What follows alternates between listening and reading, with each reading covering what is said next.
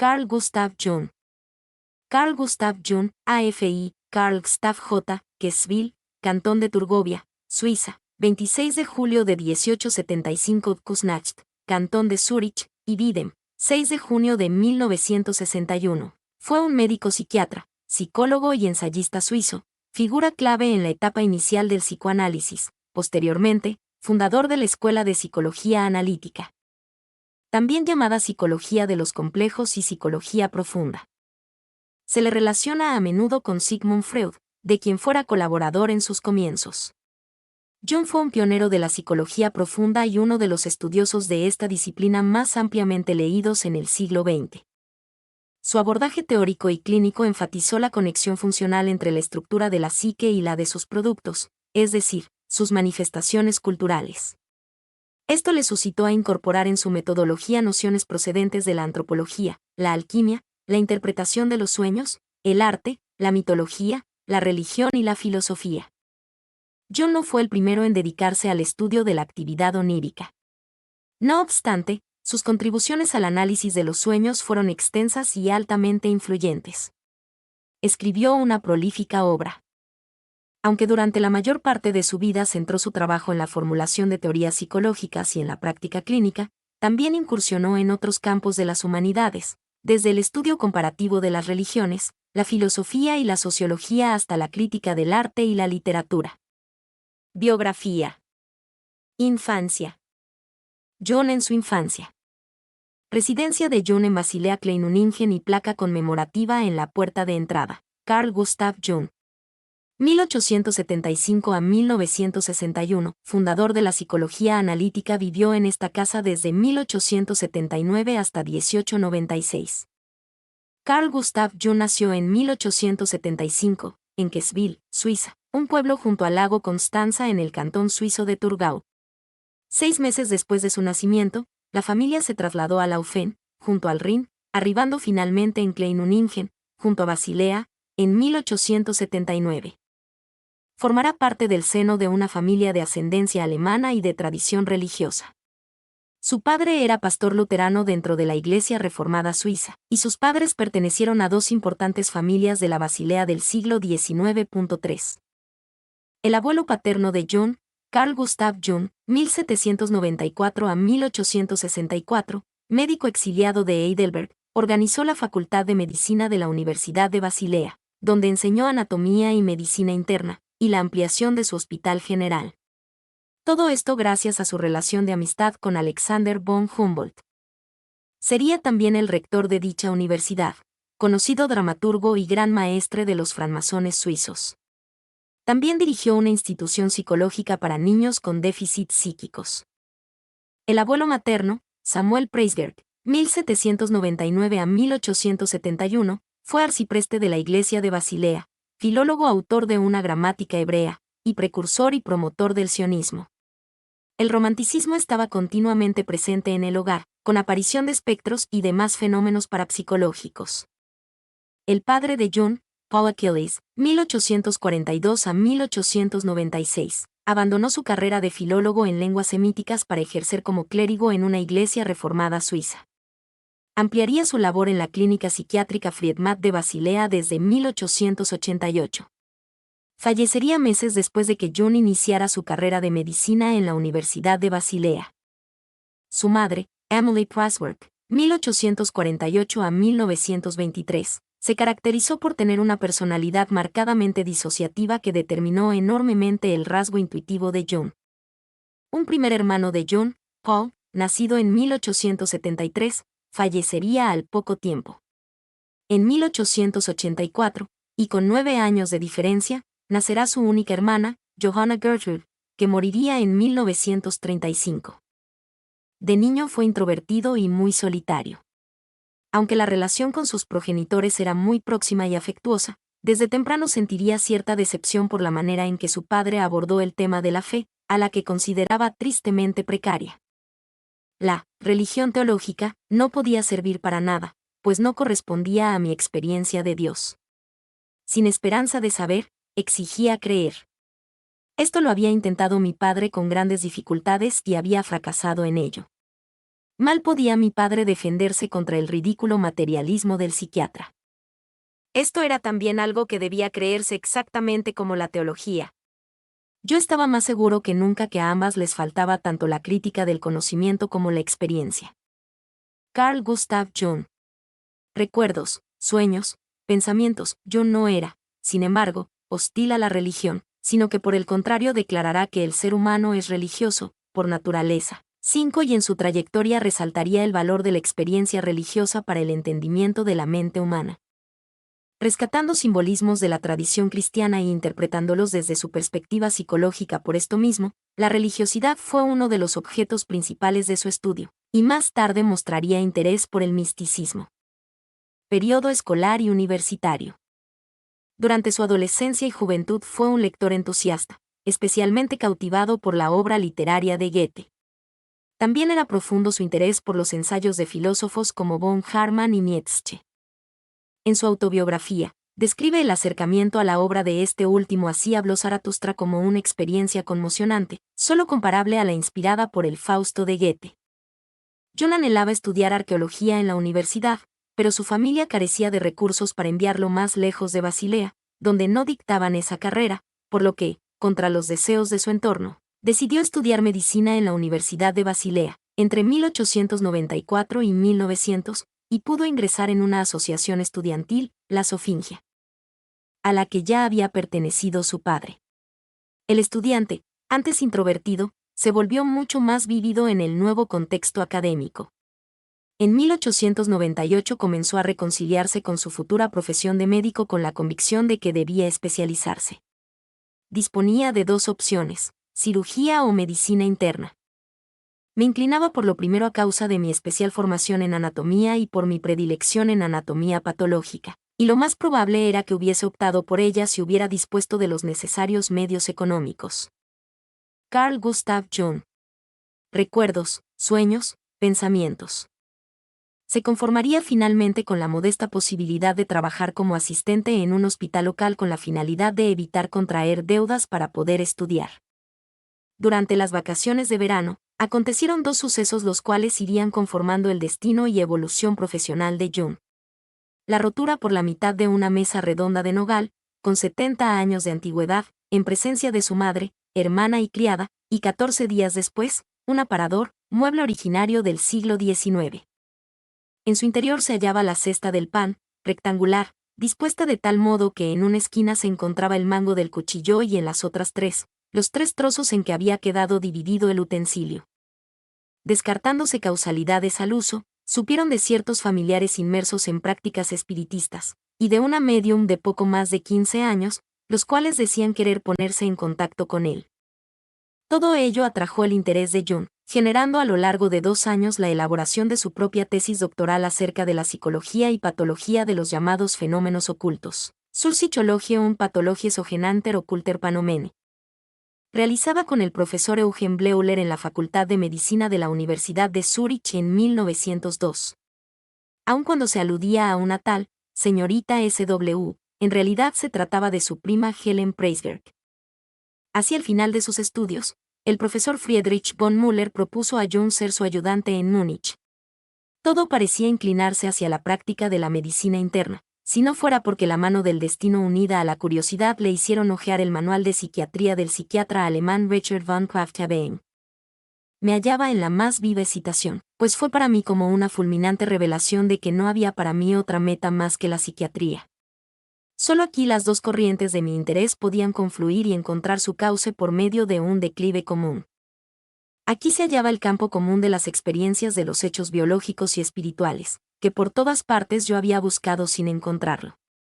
He aquí, por fin, el lugar en que el cruce entre mi naturaleza y espíritu era ya un hecho. Carl Gustav Jung.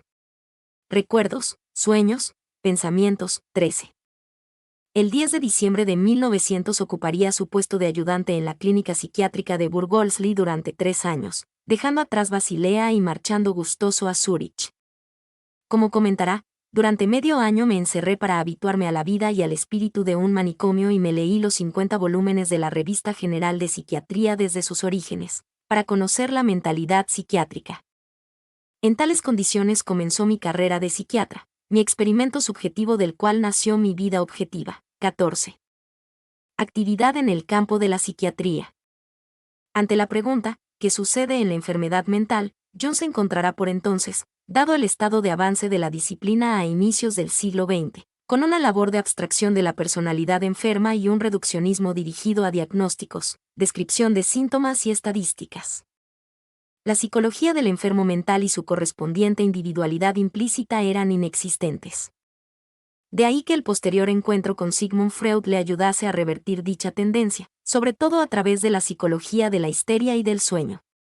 Freud insertaba en la psiquiatría cuestiones de la psicología, aun siendo realmente neurólogo.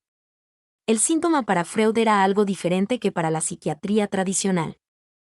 Será en este contexto donde comience a elaborar y aplicar su famosa prueba de asociación o experimento de asociación de palabras que lleva su nombre, recordando con ello el caso de una joven melancólica e infanticida, diagnosticada de esquizofrenia o demencia grave. El resultado obtenido 14 días después fue el alta hospitalaria y que nunca más fuera internada. Recapitula Jung diciendo que la verdadera terapéutica comienza con la investigación de la historia personal secreta de la persona aquejada por su enfermedad. Su averiguación debe remitir al profesional hacia lo consciente, pero también, y sobre todo, a lo inconsciente, con lo que el ensayo de asociación. La interpretación de los sueños y el contacto humano con el paciente son de vital importancia. Todo diagnóstico debe ir acompañado por tanto de dicha historia personal antes de recabar en la correspondiente solución psicoterapéutica. En 1905 se doctoró en psiquiatría, pasando simultáneamente a ser médico jefe de la clínica psiquiátrica de la Universidad de Zúrich durante 4 años, hasta su renuncia en 1909, debido al exceso de trabajo. Conservaría sin embargo su cargo de profesor auxiliar hasta 1913. Por entonces focalizaba su interés en psicopatología, psicoanálisis y la psicología de los pueblos primitivos. Se interesó a su vez en la hipnosis, así como en las figuras de Pierre Janet y Theodore Flournoy. El caso de la dama de 58 años en apariencia curada milagrosamente de su parálisis dolorosa en la pierna izquierda y en su espalda convenció a Jung de la inoperancia real de la hipnosis al descubrir que ésta podía explicarse en su mayor medida por la teoría de la transferencia. Y es que la madre proyectaba en la figura del psicoterapeuta el ideal de un hijo aquejado psíquicamente y que además se ubicaba en la propia clínica. El hecho de obrar a ciegas, y su consecuente incertidumbre, además de incluir una postura directiva, indeseada, hizo que Jung, al igual que hiciera Freud, descartase la hipnosis como método terapéutico y se dirigiese hacia la interpretación de los sueños y de otras manifestaciones de lo inconsciente. De 1904 a 1905 fundará en la clínica psiquiátrica un laboratorio de psicopatología experimental, de donde surgirán tanto la prueba de asociación como los experimentos psicogalvánicos, para ser posteriormente invitado, en 1909, por la Universidad de Cork a exponer sus trabajos. También Freud sería invitado de modo independiente, recibiendo ambos el grado de doctor honoris causa. Por entonces se iniciarían sus sospechas respecto del origen psíquico de la esquizofrenia. Diversos casos, sobre todo el de Babbage S., le llevarían incluso a comprender por vez primera el lenguaje de las personas aquejadas de demencia praecox. Me di cuenta más de una vez que en tales pacientes se oculta en el trasfondo una persona que debe definirse como normal y que en cierta medida es testigo. En los enfermos mentales solo es visible exteriormente la trágica destrucción y solo excepcionalmente la vida de aquel aspecto del alma que se nos oculta. Carl Gustav Jung. Recuerdos, sueños, pensamientos. Sobre el método. Artículo principal, Psicología analítica. Enfatizará Jung la imposibilidad en dar una respuesta terminante acerca del método analítico o psicoterapéutico ideal. La terapéutica en cada caso es distinta y la curación debe surgir del propio paciente de manera natural. La psicoterapia y los análisis son tan distintos como los mismos individuos. Yo trato a cada paciente lo más individualmente posible, pues la solución del problema es siempre personal. Las reglas válidas en general solo se pueden formular con grano salís. Una verdad psicológica es solamente válida cuando se puede cambiar. Una solución que a mí no se me ocurra puede ser para otro precisamente la correcta. Naturalmente un médico debe conocer los denominados métodos. Pero debe evitar el anquilosarse en lo rutinario. Las premisas teóricas solo deben aplicarse con mucho cuidado. Hoy quizás son válidas, mañana pueden serlo otras. En mis análisis no juegan ningún papel. Intencionadamente no soy sistemático. Frente al individuo no hay para mí más que la comprensión individual. Para cada paciente se requiere un lenguaje distinto. Carl Gustav Jung. Recuerdos, sueños, pensamientos. Se trataría en definitiva de un vis a vis, un diálogo entre dos personas que se interrelacionan e influyen mutuamente. Se eliminaría de este modo un hipotético desequilibrio en favor del médico, sano, frente al enfermo, al cual se le va a aplicar una determinada metodología. Ello requeriría, por parte del terapeuta, alcanzar la madurez suficiente como para afrontar una psicoterapia, así como una apertura a toda expresión cultural que incluya la diversidad de lo humano, simbolismo, mitología, etc. Es más prioritaria la comprensión individual que la confirmación teórica, y como conditio sine qua non, el propio análisis individual del psicoterapeuta, o análisis teórico, huyendo nuevamente de una aplicación metodológica aprendida.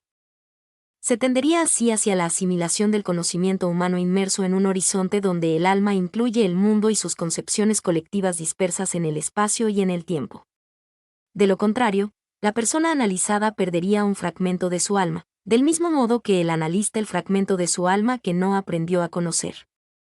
En definitiva, el analista debe dejar que su análisis le afecte personalmente, descartando metodologías e incrementando su propia autenticidad. A dicha autenticidad debe unirse el hecho de que muchos casos podrán alcanzar la cura solo si existe una entrega o renuncia absoluta a uno mismo, entregarse con todo su ser. El psicoterapeuta deberá decidir si implicarse o encerrarse en su propia autoridad. Dada su implicación ineludible, no solamente debe atender la transferencia del paciente, sino también su correspondiente contratransferencia, es decir, cómo reacciona él mismo al proceso conjunto con el analizado, y todo ello desde dos vertientes, a nivel consciente y a nivel inconsciente, observándose a sí mismo, sus propios sueños, etc. De todo ello depende el éxito o fracaso del tratamiento, de ahí que cada terapeuta debería tener a su disposición el control ejercido por una tercera persona, para recabar así otro punto de vista. El mismo Jung lecciona a disponer un padre o una madre confesora, preferentemente mujer debido a su mayor capacidad para ello, su excelente intuición y oportuna crítica. Ven aspectos que el hombre no ve. La relación entre analista y paciente puede generar en determinadas ocasiones fenómenos parapsicológicos, sobre todo ante la existencia de transferencia por parte del analizado, o una identificación inconsciente entre ambos. No siempre es correcta la cooperación del psicoterapeuta con el paciente y sus afectos, a veces es necesaria una intervención activa. Respecto de los casos en que no resulta mejoría, todo juicio resulta difícil dado que muchas veces el efecto acontece al cabo de los años. Un juicio sobre el éxito es difícil de emitir. Para muchos pacientes de nuestros días a los que se les ha calificado de neuróticos, tal denominación resultaría innecesaria si viviéramos en épocas donde el ser humano se vinculaba a través del mito con el mundo del misterio, y a través de éste con la naturaleza viva, aquella que no se contemplaba meramente desde lo externo. Tales neuróticos facultativos son víctimas del desdoblamiento anímico contemporáneo, no soportan la pérdida del mito, ni la consecuente sustitución de la vivencia de la naturaleza por una cosmovisión externa definida en nombre de la ciencia, así como la confusión entre sabiduría y discurso intelectual. Su cura radica en cerrar el abismo entre el yo y lo inconsciente. Quien ha experimentado profundamente en sí mismo este desdoblamiento es más capaz de lograr una mejor comprensión para estos procesos anímicos inconscientes e impedir aquel típico peligro de desorbitación que amenaza al psicólogo. Al que no conoce por propia experiencia la influencia nefasta de los arquetipos le será difícil sustraerse de tal influencia negativa cuando la confronte en la práctica con su experiencia. Sobrevalorar o subestimar todo esto, porque posee solo una noción intelectual, pero no una norma empírica. Aquí comienzan los peligrosos extravíos, el primero de los cuales es el intento de usurpación intelectual. Tiene por objetivo secreto sustraerse a la influencia arquetípica y en beneficio de la auténtica experiencia de un mundo conceptual aparentemente asegurado de modo artificial, pero meramente bidimensional, que aspira a ocultar la realidad de la vida con las llamadas ideas claras. La desviación hacia lo abstracto despoja a la experiencia de su sustancia y le presta el mero nombre, que a partir de entonces suplanta a la realidad.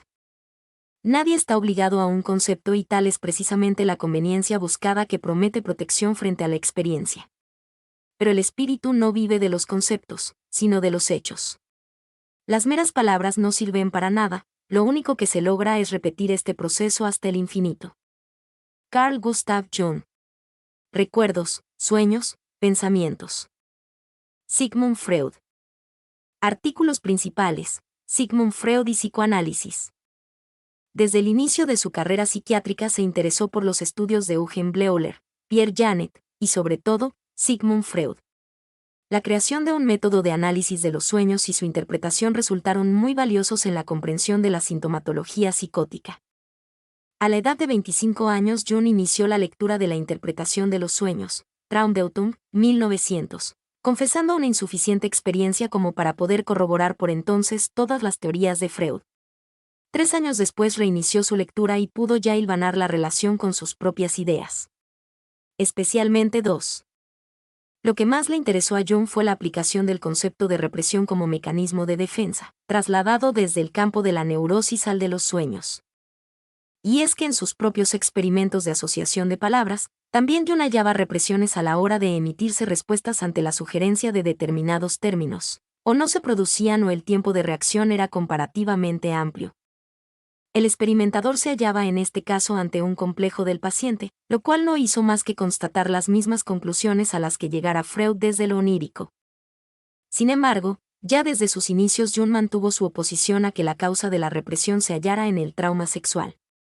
Constantemente podía corroborar en su propia consulta cómo existían numerosos casos que no se avenían a la sexualidad como etiología. En el contexto académico de aquella época, Freud era considerado persona no grata, con lo que Jung se hallaba en una difícil situación si pretendía hacer explícitas sus coincidencias y apoyar así la teorización freudiana. Podía proseguir con su propio trabajo y prometedora carrera sin Freud. A pesar de todo, me declaré públicamente a favor de Freud y combatí por él. Lo hizo ante un congreso en Múnich sobre neurosis forzadas, dado que el nombre de Freud fue deliberadamente silenciado. Jung escribiría en respuesta en 1906 un artículo para el Münchner Medizinische Wochenschrift, semanario médico de Múnich, ensalzando la teoría de la neurosis de Freud dada su contribución a las neurosis forzadas, recibiendo como respuesta sendas cartas de advertencia de que su futuro académico peligraría proporcionalmente a su persistencia. Jung continuó manifestándose a favor, aunque manteniendo en discordancia la etiología sexual en las neurosis. Sería por estas fechas cuando comenzaría el intercambio de correspondencia entre ambos autores, iniciando Jung el envío de su obra Diagnostische Associationsstudien, Estudios Diagnósticos de la Asociación, 1906. En 1907 le enviaría también Die Psychologie der Dementie praecox, sobre la psicología de la demencia precoz. El intercambio epistolar proseguiría hasta la fecha de su separación, 1913. Será gracias a este último trabajo de 1907, incomprendido también entre sus propios colegas, el que propiciaría el primer encuentro entre Freud y Jung, a expensas de una invitación del primero en Viena. Es en este momento cuando se suele rememorar la sorpresiva pero explícita circunstancia de que en fecha de febrero de 1907, a la 1 del mediodía, hablamos durante 13 horas ininterrumpidamente, por así decirlo, 22-23. Impresionó profundamente a Jung que para Freud la sexualidad significa un numino sum, impresión confirmada 3 años después 1910 en una conversación nuevamente en Viena. Mi querido Jung, prométame que nunca desechará la teoría sexual. Es lo más importante de todo. Vea usted, debemos hacer de ello un dogma, un bastión inexpugnable contra la negra avalancha del ocultismo. Sigmund Freud, 1910. Un rasgo de su carácter me preocupaba en especial, la amargura de Freud. Ya me llamó la atención en nuestro primer encuentro. Durante mucho tiempo no logré comprenderlo hasta que pude relacionarlo con su actitud respecto a la sexualidad. Para Freud la sexualidad significaba ciertamente un número, pero en su teoría se expresa exclusivamente como función biológica. Solo la inquietud con que hablaba de ello permitía deducir que en él resonaban más profundamente. En última instancia quería enseñar, así por lo menos me lo pareció a mí, que, vista desde dentro, la sexualidad implicaba también espiritualidad o tenía sentido. Su terminología concreta era, sin embargo, demasiado limitada para poder expresar esta idea. Así pues, me daba la impresión de que trabajaba contra su propio objetivo y contra sí mismo, y no existe amargura peor que la de un hombre convertido en el más encarnizado enemigo de sí mismo. Según su propia expresión, se sentía amenazado por la negra avalancha, él, que había propuesto principalmente vaciar las oscuras profundidades. Carl Gustav Jung. Recuerdos, sueños, pensamientos, 25. Y prosigue Jung. Freud no se preguntó nunca por qué debía hablar constantemente sobre el sexo, porque este pensamiento le poseía. Nunca tendría conciencia de que en la monotonía del significado se expresaba la huida de sí mismo, o de aquella otra parte suya que quizás pudiera definirse como mística. Sin reconocer esta parte no podía sentirse acorde consigo mismo. Era ciego frente a la paradoja y la ambigüedad de los significados del inconsciente, y no sabía que todo cuanto emerge del inconsciente posee algo superior e inferior, algo interno y externo. Cuando se habla de lo externo, y esto hizo Freud, se considera solo la mitad de ello y, consiguientemente, surge en el inconsciente una fuerza antagónica. Carl Gustav Jung. Recuerdos, sueños, pensamientos. Jung llegaría a decir de Freud que fue un prisionero de un punto de vista, una figura trágica, pero un gran hombre. Retomando la hipótesis del poder de Alfred Adler, Jung establece una relación entre Freud y Nietzsche, de tal modo que si en Freud se produce una deificación de Eros, en Nietzsche ocurrirá lo mismo respecto de la voluntad de poder. Dado que Eros y poder serán dos principios antagónicos pero complementarios que el ardid de la historia del espíritu había querido que fueran ensalzados. Pero toda luminosidad lleva implícita en su reivindicación su propia destrucción, toda luminosidad es verdadera en cierto aspecto e incierta en otro. La vivencia luminosa se eleva y se hunde a la vez. De este modo, si Freud hubiera percibido el carácter luminoso de la sexualidad no hubiera generado un reduccionismo biológico, y Nietzsche, al adentrarse en lo luminoso implícito a la voluntad de poder, hubiera dado más importancia a los fundamentos de la existencia humana, sin la necesidad de un superhombre. Siempre que el alma, debido a una experiencia luminosa, es sometida a una brusca oscilación existe el peligro de que los hilos de los que cuelga se rompan. Un hombre cae en un sí absoluto y otro en un no absoluto. Se tiende a los extremos como verdad. De ahí la necesidad del concepto de nirvana, dice el Oriente, libre de los dos. No nos hemos dado cuenta siempre de lo que significa que no exista nada en absoluto, si una conciencia pequeña, o, tan efímera, no ha observado algo de ello. 26. Sobre precognición y parapsicología. Cuando Jung visitó a Freud en Viena en 1909 le preguntó qué pensaba acerca de ello. Recibiría un más que predecible rechazo desde un prejuicio materialista que remitía al absurdo, todo ello desde el positivismo más superficial. Sin embargo, transcurrieron todavía algunos años hasta que Freud reconoció la importancia de la parapsicología y la autenticidad de los fenómenos ocultos. Mientras Freud exponía sus argumentos, yo sentí una extraordinaria sensación. Me pareció como si mi diafragma fuera de hierro y se pusiera incandescente, una cavidad diafragmática incandescente. Y en ese instante sonó un crujido tal en la biblioteca, que se hallaba inmediatamente junto a nosotros, que los dos nos asustamos. Creímos que el armario caía sobre nosotros. Tan fuerte fue el crujido. Le dije a Freud, esto ha sido un fenómeno de exteriorización de los denominados catalíticos. Bah, dijo él, esto sí que es un absurdo. Pues no, le respondí, se equivoca usted, señor profesor. Y para probar que llevo razón le predigo ahora que volverá inmediatamente a oírse otro crujido. Y, efectivamente, apenas había pronunciado estas palabras se oyó el mismo crujido en la biblioteca. Freud me miró horrorizado. Carl Gustav Jung. Recuerdos, sueños, pensamientos, 27. Viaje a Estados Unidos. El 27 de abril de 1908 Jung participó en el primer Congreso de Psicoanálisis, realizado en Salzburgo, también denominado Primer Congreso de Psicología Freudiana o Primer Congreso Internacional de Psicoanálisis. Jung presenta allí la teoría freudiana de la histeria. 28. El mismo año compra unos terrenos en Kuznacht, frente al lago de Zúrich, y se propone la construcción de una casa de 3 plantas. El 28 de noviembre de dicho año nace su único hijo varón, Franz. En marzo de 1909 se publica el primer número del Anuario de Investigaciones Psicoanalíticas y Psicopatológicas, Harbuch für Psychoanalytische und Psychopathologische Forschungen, siendo Jung su editor.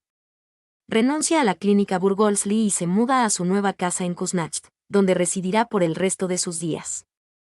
Y el mismo año, del 6 al 11 de septiembre, Jung es invitado a la Universidad Clark, en Worcester, Massachusetts, para dar unas conferencias sobre los ensayos de asociación. Freud sería también invitado de forma independiente, acompañándole Sándor Ferenczi. Allí recibieron el doctor honoris causa el día 11.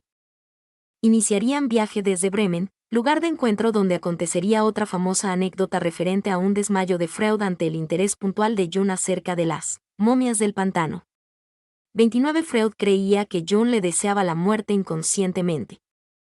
Un segundo desmayo acontecerá en el Congreso Psicoanalítico de Múnich de 1912, cuando se disertaba acerca de Amenofis IV. Nuevamente revoloteaba la fantasía sobre el asesinato del padre, dentro de la relación transferencial entre Freud y Jung.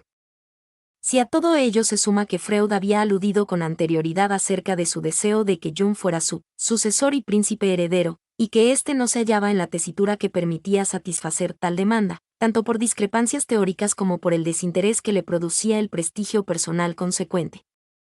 No es difícil recabar una explicación a tales desmayos de carácter histérico. 30. El viaje a Estados Unidos duró 7 semanas, durante las cuales permanecían juntos todos los días y se analizaban sus sueños. Ante algunos de los más importantes de Jung, Freud no supo qué interpretación darles, incluso uno de ellos parecía constituir una especie de introducción a la obra Wandlungen und Symbole der Libido, transformaciones y símbolos de la libido. Así como la primera oportunidad que se le presentó a Jung para formular su concepto de inconsciente colectivo. Un concepto de inconsciente a priori del inconsciente personal, en el que, al contrario de Freud, no cabía nada arbitrario ni intención engañosa alguna. Sin embargo, Jung supo completar el análisis de un sueño de Freud, para lo cual requería de su sinceridad y de la comunicación de algún detalle de su vida privada. Freud respondió: el caso es que no puedo arriesgar mi autoridad. Jung entendió con ello que Freud anteponía la autoridad personal a la verdad. El final de la relación estaba ya consolidado en medio de las aguas del Atlántico. Del sueño de Jung emergió su antigua afición a la arqueología, derivando hacia el estudio del simbolismo y mitología de los pueblos antiguos. De hecho, en octubre de 1909 Jung escribe a Freud: la arqueología, o mejor dicho, la mitología, me ha atrapado, interés palpable hasta el final de la Primera Guerra Mundial. 34 Durante dicho estudio hallará la obra de una joven americana, Mrs. Miller, quedando impresionado por el carácter mitológico de sus fantasías. Conjuntamente a su conocimiento sobre mitos surgirá transformaciones y símbolos de la libido. Del 30 al 31 de marzo de 1910 se llevaría a cabo en Nuremberg el segundo Congreso Internacional de Psicoanálisis, siendo designado Jung presidente permanente de la recién fundada Asociación Psicoanalítica Internacional, API, renunciará en 1914. Ya en agosto de 1911 se publicó la primera parte de Transformaciones y símbolos de la libido, contenido que en sí no conllevaría aún ningún disenso con la ortodoxia freudiana, pero ya Jung va dejando entrever en sus memorias lo siguiente: ahora lo veía claro. Él mismo, Freud, tenía una neurosis y concretamente fácil de diagnosticar por sus síntomas bastante desagradables, como descubrí en nuestro viaje a América. Había visto que ni Freud ni sus discípulos podrían comprender qué significaba el psicoanálisis en la teoría y en la práctica, puesto que ni siquiera el maestro había logrado resolver su propia neurosis. Cuando anunció su intención de identificar y dogmatizar la teoría y el método, ya no pude cooperar más con él, y no me quedó más opción que retrotraerme a mí. 36. Hacia 1912, Jung termina El sacrificio, última sección de la segunda parte de Transformaciones y símbolos de la libido, sabiendo de antemano que lo expuesto le costaría su amistad con Freud. Tenía que exponer allí mi propia noción del incesto, la transformación decisiva del concepto de la libido, además de otras ideas por las que me diferenciaba de Freud. 36 Se lo comentó a su mujer. Estuvo 2 meses preocupado y sin tocar pluma. Finalmente se decidió a escribir y le costó la amistad con Freud. Freud se sintió disgustado con los descubrimientos que Jung le va transmitiendo, y así su correspondiente relación epistolar comenzó a reflejar la creciente tensión entre ambos. El 25 de febrero de 1912 Jung funda la Sociedad de Intereses Psicoanalíticos, encaminándose con ello hacia su propia versión del psicoanálisis. En septiembre pronuncia unas conferencias en la Universidad de Fordham de Nueva York. El tema será el psicoanálisis y sus diferencias con Freud, fundamentalmente que la represión no da cuenta de todos los estados. Las imágenes inconscientes pueden tener un significado teleológico y la libido, o energía psíquica, no es exclusivamente sexual. A su vez, y durante el mismo mes, se publica la segunda parte de Transformaciones y símbolos de la libido, donde Jung propone que el incesto alude más al simbolismo que a la literalidad. Ruptura. En el año 1913 se producirá la ruptura definitiva con Freud. La separación afecta profundamente a Freud. Jung está destrozado. Consecuencia directa de dicho estrés fue la contribución a un colapso nervioso que amenazaba ya desde 1912. Renuncia por tanto a su puesto en la Universidad de Zúrich, aparentemente porque su consulta privada ha aumentado mucho, pero es más factible que fuera debido a su estado de salud. Durante dicha época se instalarán en Zúrich Edith y Harold McCormack, dos filántropos norteamericanos, siendo ella analizada por Jung, y convirtiéndose en la primera de varios patrocinadores ricos y muy generosos. 37. A continuación se reproduce un extracto de la carta que Freud envió a Jung el 3 de enero de 1913, en medio de la crisis que afectaba la relación entre ambos. Manuscrito original íntegro de la carta remitida por Freud a Jung el 3 de enero de 1913. Su alegato de que trato a mis seguidores como pacientes es evidentemente falso. Es una convención entre los analistas que ninguno de nosotros debe sentirse avergonzado de su propia neurosis. Pero uno, refiriéndose a Jung, que, mientras se comporta anormalmente, sigue gritando que es normal, da sustento a la sospecha de que le falta asumir su enfermedad. En consecuencia, propongo que abandonemos nuestras relaciones personales enteramente. Sigmund Freud, 1913. 3 días después Jung sentenció: Querido señor profesor, me resignaré a su deseo de renunciar a nuestras relaciones personales, pues jamás impongo mi amistad a nadie. Por lo demás, piense en lo que este momento significa para usted. Lo demás es silencio.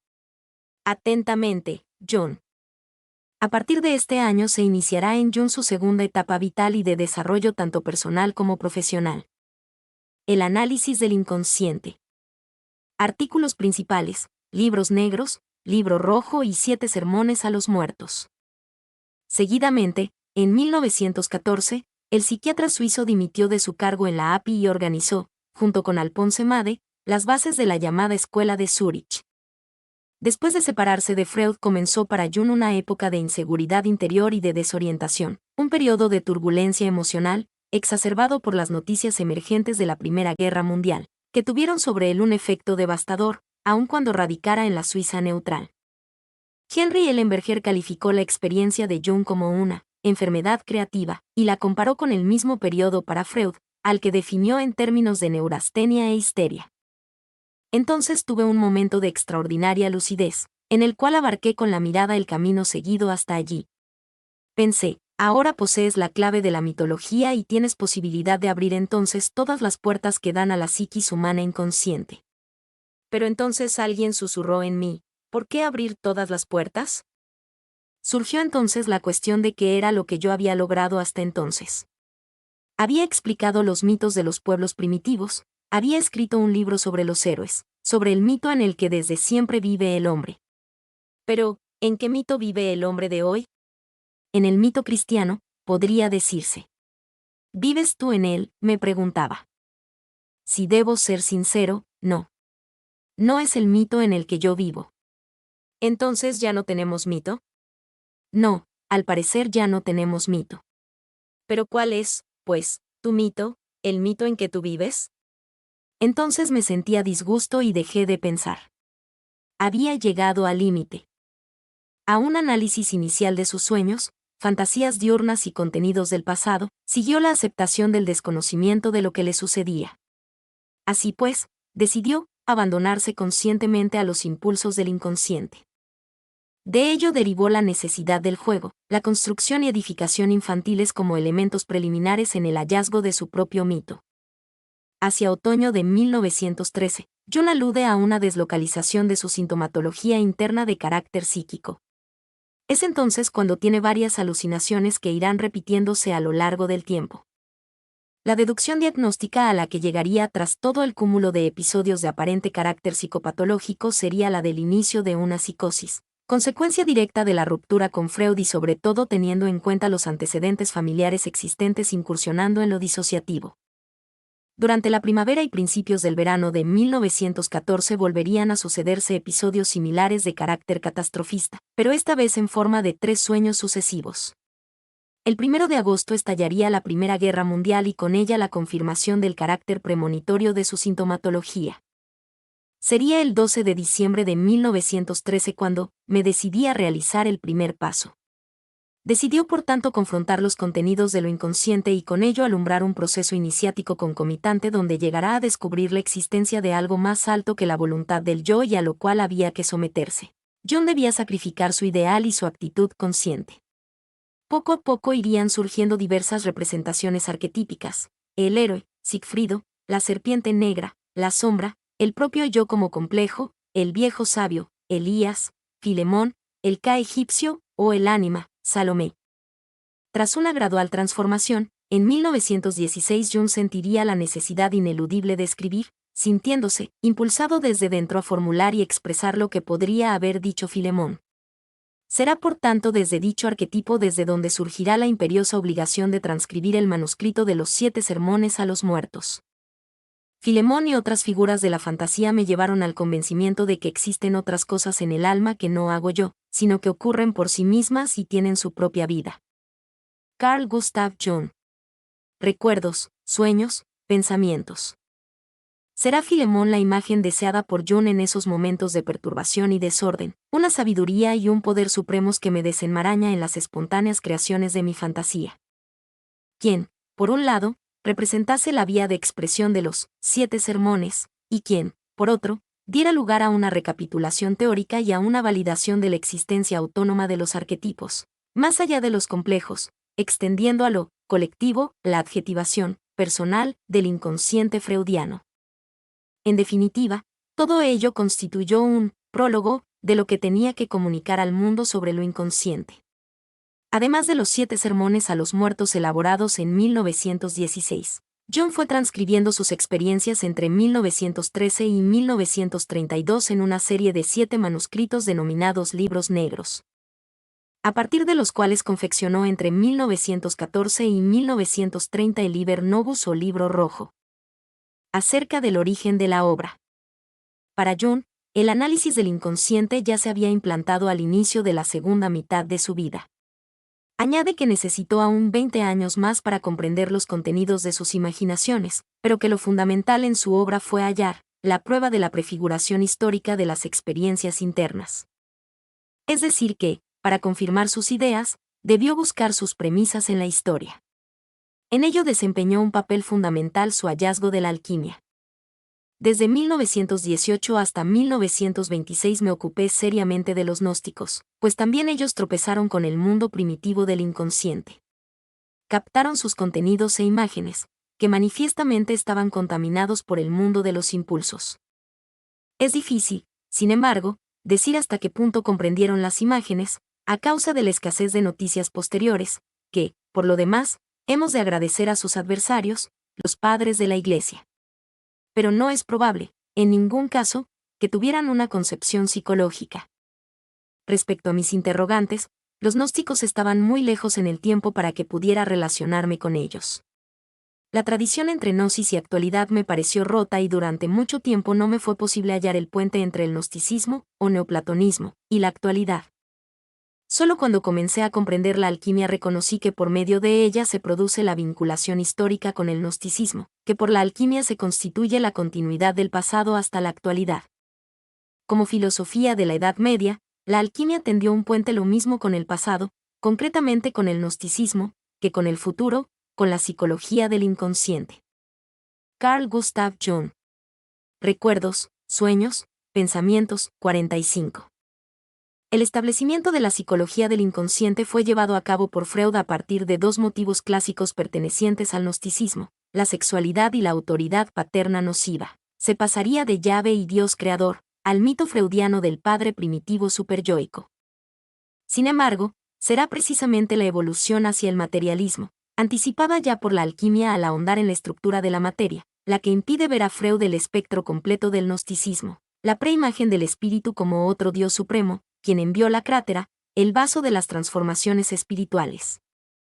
En auxilio de los hombres. 46 La crátera era un recipiente repleto de espíritu enviado por el Dios creador a la tierra para bautizar a aquellos que deseaban alcanzar una conciencia superior, un útero simbólico de renovación y renacimiento espiritual. 47. Se trataría en definitiva de la existencia de una carencia fundamental en el mito patriarcal y falocéntrico freudiano, y es la ausencia de lo femenino que se vislumbra como principio en la figura gnóstica de la crátera, pero también en el catolicismo, al sustentar una unilateralidad de lo masculino hasta la bula papal de Pío XII, que proclamaba el dogma de la Asunción de María en 1950.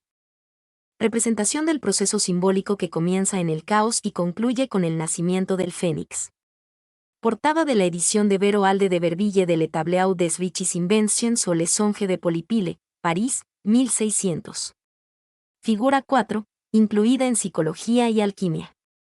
Del mismo modo que en el mundo protestante y judío permanece inalterable la figura paterna, en la alquimia, sin embargo, se mantuvo un principio femenino equiparable al masculino, de ahí que uno de los principales símbolos alquímicos femeninos fuese el vaso en el que se producían las transformaciones de la materia, o retorta. John comenzó a comprender la esencia de la alquimia a través del texto alquímico chino que Richard Wilhelm le envió en 1928, Goldene Blüte o El secreto de la flor de oro. Le siguió por encargo a un librero de Múnich la Artis Auriferae Volumina 11593. Sin embargo, el acceso al complicado lenguaje e imaginería alquímico se le resistía y lo dejaba por imposible. Llegaba a decir, Dios mío, qué absurdo. Eso no hay quien lo entienda. Hasta que se dio cuenta de que predominaba el simbolismo en toda la disciplina, y recordando el célebre sueño en que quedaba atrapado en el siglo XVII, concluyó, sí, así es. Ahora estoy condenado a estudiar toda la alquimia desde el principio. Continuó con el Rosarium Philosophorum 1550, y decidió procurarse un diccionario explicativo con referencias cruzadas ante la utilización de expresiones diversas con un sentido que no acababa de comprender. Poco a poco llegó a entender el sentido de las expresiones alquímicas, lo cual le llevó más de una década. Terminó dándose cuenta, en definitiva, de que la psicología analítica concordaba con la alquimia, considerando su descubrimiento el equivalente histórico a la psicología del inconsciente. De ello se extrae la existencia de un proceso de transmutación arquetípica que evoluciona durante los siglos, de ahí el Fausto de Goethe, o el mismo proceso de individuación en Jung. 48-49 se trata de un proceso suprapersonal, un mundus arquetipus. Es precisamente a través de la alquimia como Jung se percató de que el inconsciente es un proceso dinámico, recíproco y bidireccional entre el yo y los contenidos de lo inconsciente, verificable a nivel individual, por los sueños y las fantasías, y a nivel colectivo, en los diversos sistemas religiosos y en la transmutación de sus símbolos. En su obra Psicología y Alquimia 1944 corrobora que su etapa de 1913 a 1917 se correspondía al proceso de transmutación de la alquimia, y que la relación entre el simbolismo inconsciente y la religión cristiana se ejemplificaba con el concepto alquímico del lápiz, la piedra, como figura paralela a Cristo. Así como con el aurum non vulgi y con la viriditas de los alquimistas. Con ello verificaba Jung la existencia de un Cristo alquímico, anima mundi o filius macrocosmi, la inmanencia del antropos viviente en todo el mundo, Cristo como unificación de materia espiritualmente viva y físicamente muerta. En Ayón 1951, plantea la figura histórica, el hombre Jesús. La mentalidad colectiva de la época o constelación arquetipal, la prefiguración del antropos, se abatió sobre él, el Hijo del Hombre, o Hijo de Dios, se enfrentaba al Señor de este mundo. El hecho de que Jesús se convirtiera en el Salvador Mundi tuvo que ver con la suma de una proyección colectiva procedente de una constelación arquetipal histórica sobre una personalidad de talla aventajada. La desposesión individual y colectiva de toda autonomía e independencia espiritual en la época de César encuentra su paralelismo en la masificación contemporánea, que también añora el regreso de un Salvador, en este caso bajo la forma de un hijo de la técnica. hallándose sus manifestaciones bajo la apariencia de la expansión mundial del fenómeno ovni, tal y como detalla en su obra de 1958 Un mito moderno. De cosas que se ven en el cielo. También observó Jung en la alquimia la conjunctio, o unificación, concepto paralelo al de transferencia, eje central tanto en psicoanálisis como en psicología analítica. Su obra Respuesta a Job se encuentra ya contenida implícitamente en Aion, al ser Job una prefiguración de Cristo, unidos por la idea del sufrimiento. El antagonismo de Dios, su ambivalencia, el lado oscuro y luminoso de la imagen de Dios, fundamenta la obra, a raíz del cuestionamiento de público y pacientes, y sin pretensión alguna de proclamar verdad metafísica alguna, a diferencia de lo que llegó a opinar la teología. Jung llegaría a decir, algo se obstina en mí y no quiere ser el pez mudo. Existe la idea de la criatura que supera al creador por margen escaso pero decisivo. Finalmente, su obra Mysterium Conjunctionis, 1955 a 1956, se constituye en el culmen de la confrontación entre la alquimia y la psicología analítica. Vuelve a exponer el tema de la transferencia, pero sobre todo realiza una síntesis final entre alquimia y psicología profunda.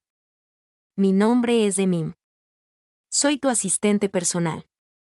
Mi sitio en internet es demim.es.tl.